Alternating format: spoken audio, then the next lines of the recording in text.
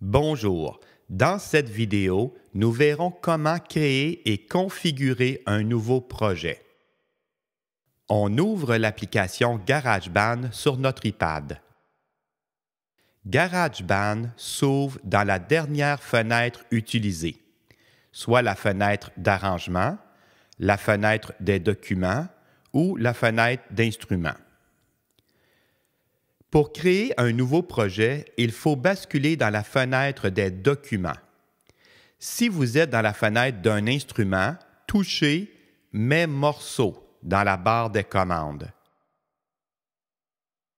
Touchez aussi « Mes morceaux » si vous êtes dans la fenêtre d'arrangement.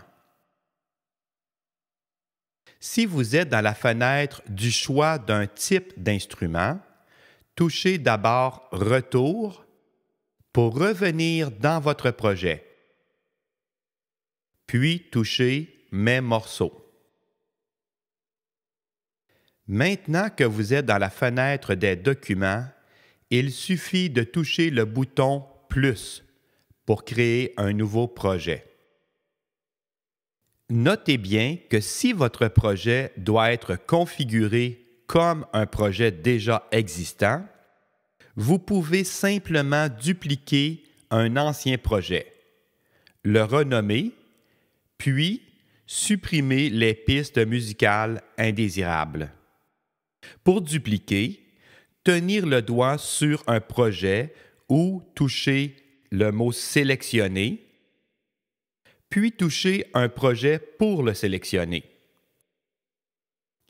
Choisir le bouton « Dupliquer » pour faire une copie du projet sélectionné. Ensuite, touchez le nom du projet pour le renommer. Quand c'est fait, touchez « Terminer ». Vous n'aurez qu'à toucher brièvement un projet pour basculer dans la fenêtre d'arrangement et pour commencer à l'éditer. D'un autre côté, quand on utilise le bouton « Plus », cela vous amène directement dans la fenêtre du choix d'un type d'instrument.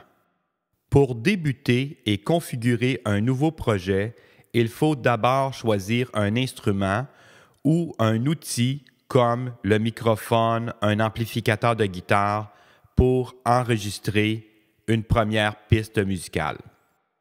Notez bien que pour que GarageBand sauvegarde un nouveau projet, il faut au moins un élément sur une piste, un enregistrement, une boucle ou une trame sonore. À partir de ce moment, GarageBand sauvegarde un nouveau fichier qu'il nomme automatiquement « Mon morceau ». Vous pouvez renommer ce fichier en sélectionnant le projet et en touchant au nom du fichier. Configurer notre nouveau projet.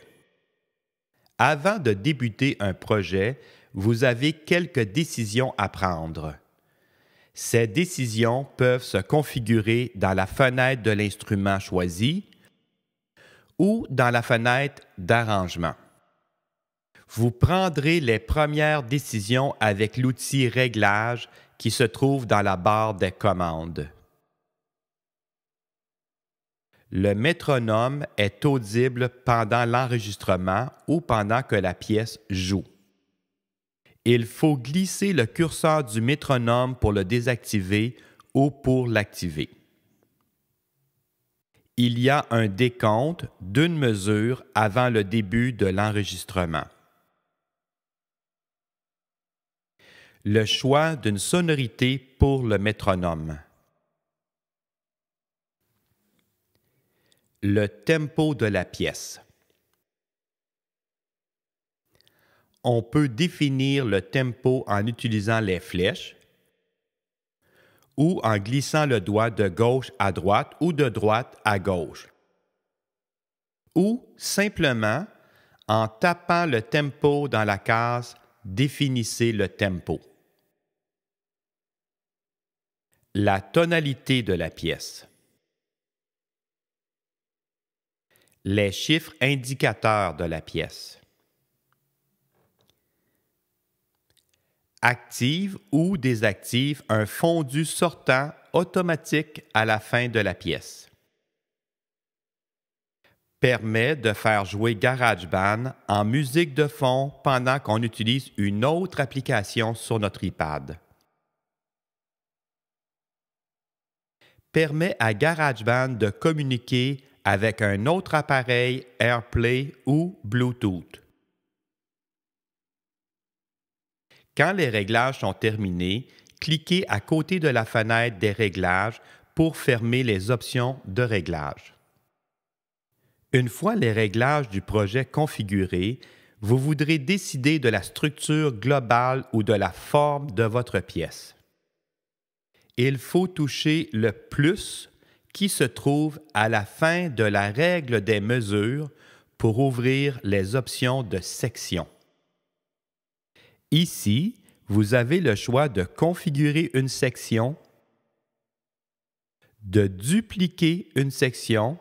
Cela duplique aussi les pistes enregistrées, ou d'ajouter une nouvelle section. Pour configurer une section, touchez la section à modifier. Vous avez le choix de limiter une section à un nombre de mesures prédéterminé. À ce moment-là, l'enregistrement se terminera automatiquement à la fin de la section prédéterminée.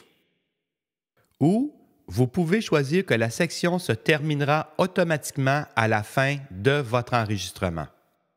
Pour que la section s'adapte à votre enregistrement, glissez simplement le petit curseur de l'option « Automatique » pour l'activer.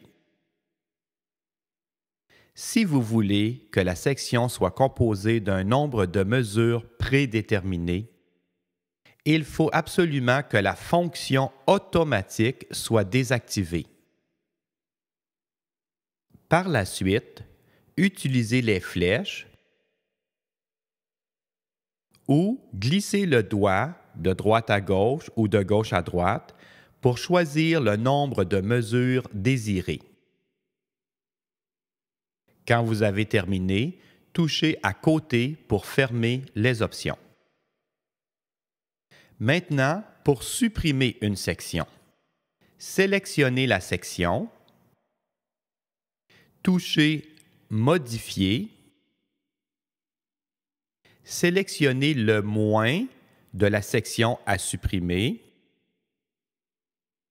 et touchez « Supprimer ». Voilà, vous êtes prêt à débuter votre projet. Vous pouvez consulter les prochaines vidéos pour en savoir plus sur l'utilisation des instruments et sur l'édition de la séquence musicale.